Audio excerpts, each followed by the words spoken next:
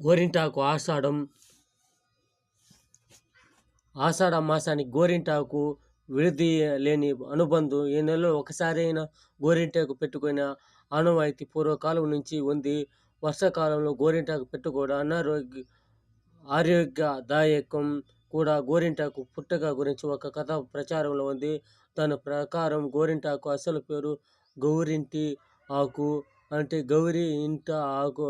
గౌరి అంటే పార్వతీదేవి బాల్యంలో తన చెలికత్తెలతో ఉద్యానవనంలో ఆటలు ఆడుతూ రజస్వల అయింది. ఆమె నుంచి నేలపై నుత్తిటి చుక్క పడింది. అది పడిన ప్రదేశంలో ఒక మొక్క మొలిచింది. ఈ విషయాన్ని